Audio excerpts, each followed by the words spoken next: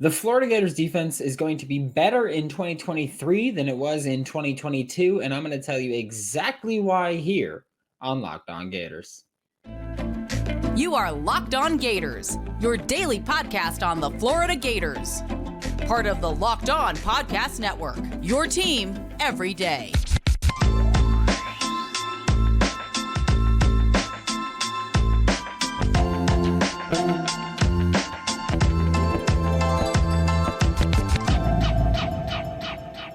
Hello and welcome back to another episode of Locked On Gators, part of the Locked On Podcast Network, your team every day. Thanks for making Locked On Gators your first listen of the day. We're available daily and free wherever you listen to podcasts. Happy Monday. Hope you have a long weekend this weekend. And if you don't, sorry. I don't know what else to say about it other than that, but I'm Brandon Olson. Find me on Twitter at WNS_Brandon.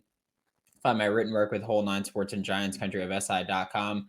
And before we get into it, today's episode of Locked On Gators is brought to you by LinkedIn Jobs. With LinkedIn Jobs, you can hire qualified candidates more efficiently by matching open roles with people who have the skills, values, and experiences to help you achieve your 2023 goals. Post your job for free at linkedin.com/LockedOnCollege. Terms and conditions apply. And today we're talking about why the Florida Gators defense in 2023 is going to be better than the Florida Gators defense in 2022. And I think the main reason for that is going to be the roster turnover, which is weird because usually when you talk about roster turnover, you think of a generally negative thing. Usually you say, oh man, there's so much roster turnover. Like this team is going to be in shambles next year. Not exactly though, because from 2022 to 2023, Florida Gators, these are the defenders that they lost, whether it's due to the transfer portal or pursuing the NFL. Ventrell Miller, Gervon Dexter, Avery Helm, Trevez Johnson, Rashad Torrance II, Amari Burney, Trey Dean, Chris Thomas, Lloyd Summerall, Jalen Lee, Chief Borders, David Reese, Corey Collier, Donovan McMillan, DeJuan Black, Kamar Wilcoxon, Brenton Cox Jr., and Jordan Young. It sounds like a lot of names, right?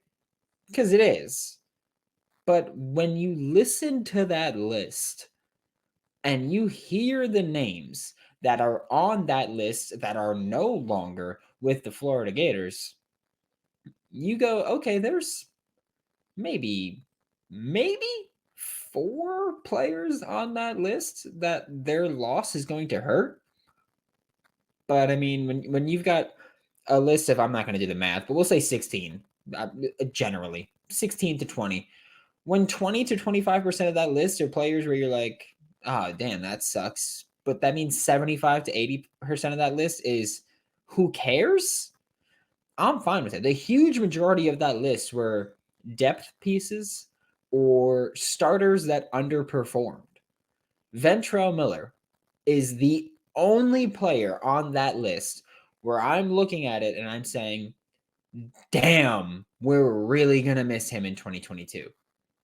But for the most part, no. Other starters that left, Gervon Dexter. Look, I've been very critical of Gervon for the past 6+ months where I'm saying, look, he's not looking like he's trying his hardest.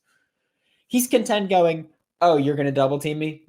Great. That means other people have one-on-ones. No, you're supposed to be the star pass rusher. You were talked about as a potential first-round pick coming into the season. Do you know what that means as an interior defensive lineman? That means you shed those freaking blocks. Not just up, well, all right, everyone else has one-on-ones. Cool beans. Y'all handle it. I'm going to chill here. Because the thing with Gervon also was Gators fans going, well, it's because he's so tired. That's why he's playing poorly. It's because he's so tired. And the other half of the fan base is going, he's got to reserve his energy because he's playing so much. So it's not that he's tired now. It's that he's trying to prevent himself from getting tired. Both of those reasons suck. You know that, right? Like, whether or not they're true, they're not. He was just being lazy, and he had his eyes on the NFL, and that's fine. But I'm not going to excuse it because of that. No, he played poorly. He played lazy. And that's what happens when you play lazy. Your draft stock falls and tumbles a bit because you're supposed to be this athletic freak that was taking the next step, and you never took that next step. So that's on you. Losing Trevez Johnson, he was one of the worst starting nickel defenders in the country, in the SEC. He was bad. He's going to still be in the SEC, which Missouri is your problem now. And I have nothing against him personally, but he's just not good enough to be a starter for Florida. Simple as that. Rashad Torrance, Trey Dean, I love them both. I know Gators fans don't. I love them both, but could be replaceable. I had high hopes for both of them coming into 2022, and they both let me down. So those players, oh well, c'est la vie, right? Players that came in from Manny Nunnery from Houston, Deuce Spurlock from Michigan, Cameron Jackson from Memphis, Caleb Banks from Louisville, Taraja Mitchell from Ohio State, as well as 12 defensive high school commits. You had a high school class of 20. 12 of them were defensive players, and they're going to come in and play pretty early. And here's the thing. I'm cool with that. You look at the freshmen from 2022, Shamar James. You look at Kamari Wilson when he played his limited snaps. You look at Miguel Mitchell. You look at Chris McClellan. You look at the freshmen, Devin Moore. The freshmen came in, and whether or not they played well, they played just as good as the guys who had 3 or 4 years of experience. So, like they're a freshman and they're playing as good as the guys who have 3 or 4 years experience. Whether or not that's good or bad doesn't matter, because at least you look at them and you go, okay, these are learning reps. These are reps that's going to improve them for next year and the year after that. You're going to see the same crap this year with Florida Gators 2022 recruiting class. You're going to see guys get way more snaps than you anticipated. And there's probably going to be some guys who get way less snaps than you anticipated. But the ones that are playing, you're looking at and you're saying, yeah, they're playing average. But guess what? So is our 3-year starter. So I'm cool with a young guy playing average and getting those developmental reps in.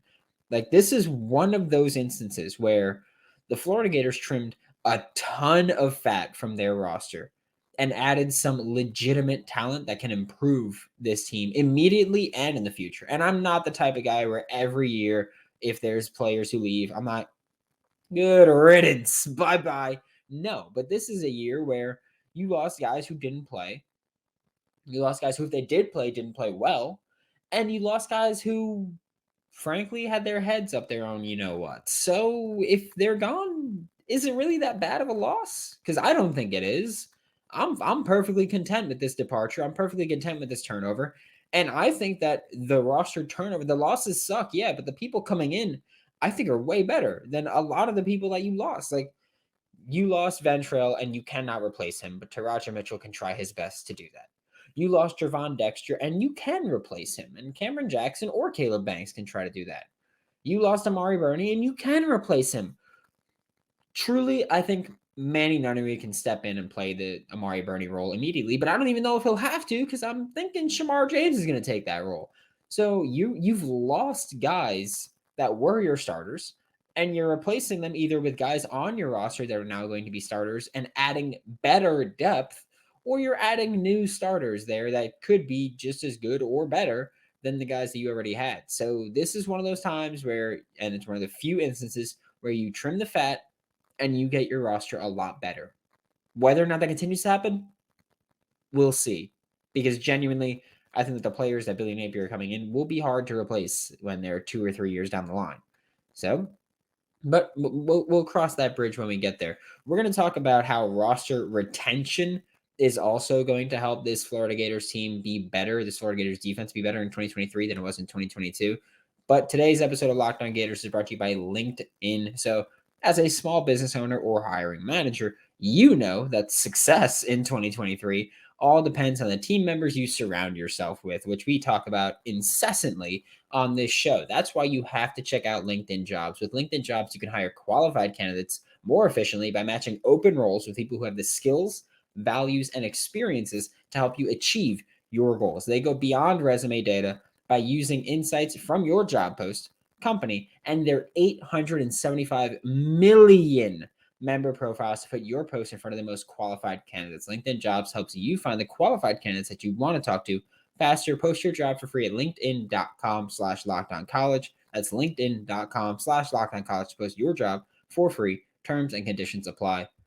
Thanks again for making Locked On Gators your first listen of the day. We are available daily and free wherever you listen to podcasts. And we just spoke about how roster turnover is helping the Florida Gators get better in 2023. Their defense get better in 2023 compared to 2022.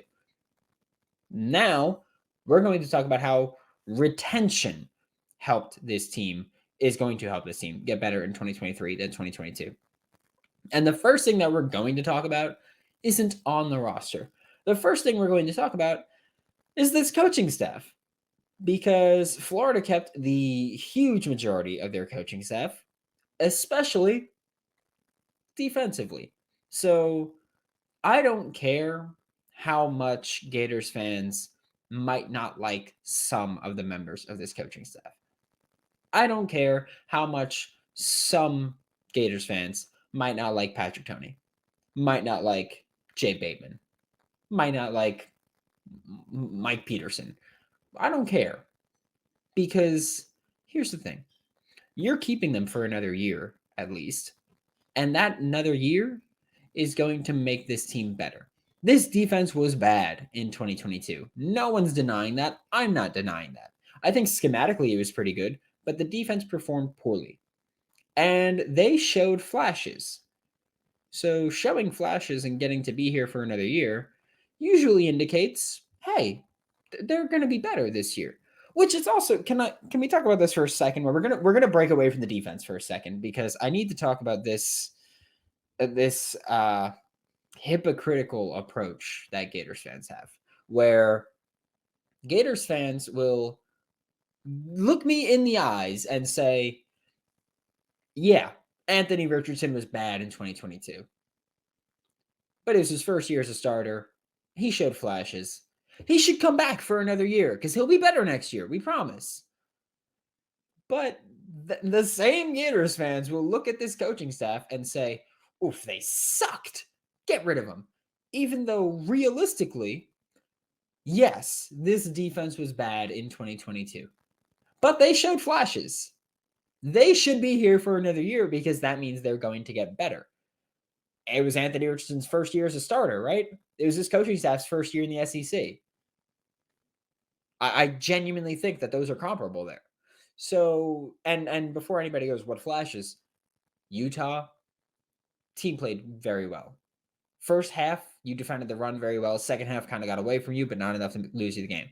Missouri, defense played very well. Jaden Hill, that was the two-pick game, I believe it was. There's Jaden Hill. South Carolina, killed them the entire time. Texas A&M, second half shutout. Hell, the Georgia game was ugly, yes.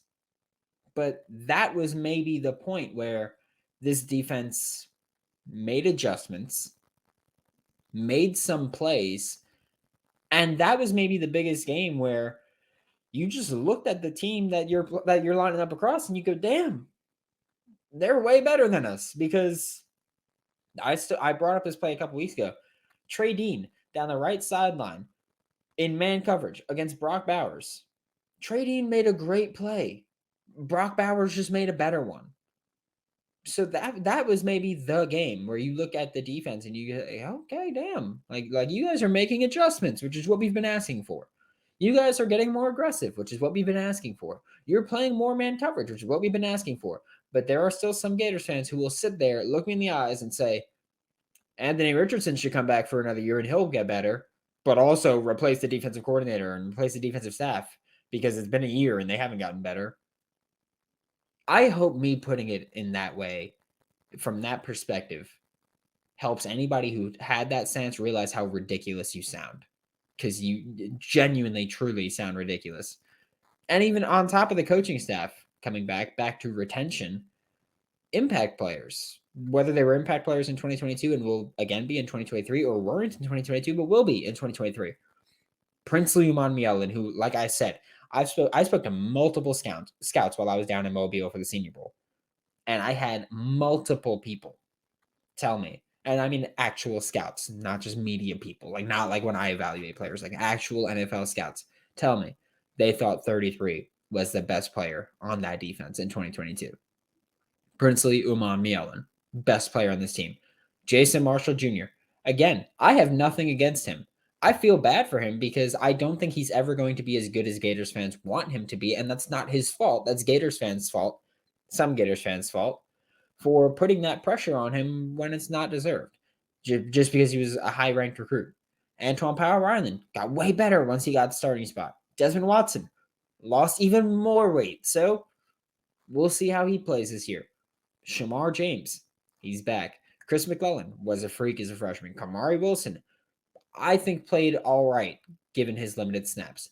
Tyreek Sapp, Devin Moore, Derek Wingo, Miguel Mitchell. There's a ton of young talent on this roster returning to Gainesville on the defensive side of the ball for 2023. This is a defense that is going to improve. I'm not asking if you agree. I'm not asking what you think of it because I am telling you this is going to be a defense that for the Florida Gators is better in 2023 than it was in 2022. We're about to talk about the final thing that I think is really going to make this defense better, which is communication and IQ. But first, today's episode of Locked On Gators is brought to you by Built Bar. It's a New Year's season. We're through it, really. Like most New Year's resolutions have been given up on. But if you want to get back on track with yours, or if you're still sticking to yours and it's about getting fit, eating healthier, making your diet better, whatever it might be, less sugar, make sure you include Built Bar in your plan because the sugar thing kills me. I have a hardcore sweet tooth. And I'm not even kidding. I ate a pint of ice cream on Friday. I have a hardcore sweet tooth.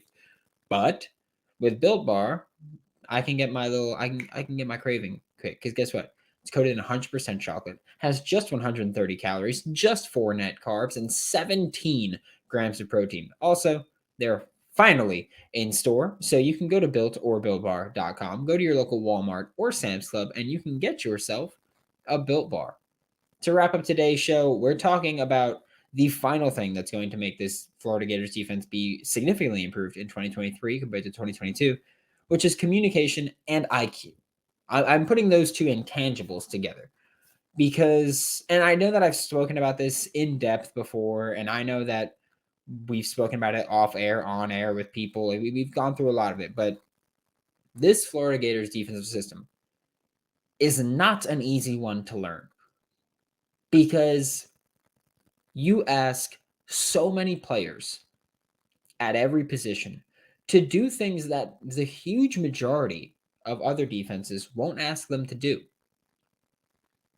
Patrick Toney and Sean Spencer, they ask defensive linemen to drop into coverage on 5 to 8% of their defense of their past defense snaps.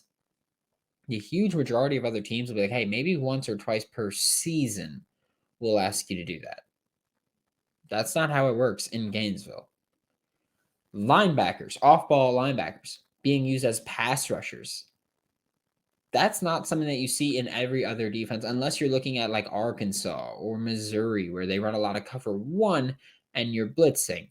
But even then, not so much. And when you're playing cover one like that and you're not blitzing, usually you're in man on the running back or tight end. Whereas with Florida, you're in zone a lot and you've got a lot of space to cover, especially when they call quarters and you've got only 3 underneath defenders and you got to hit the flat quickly.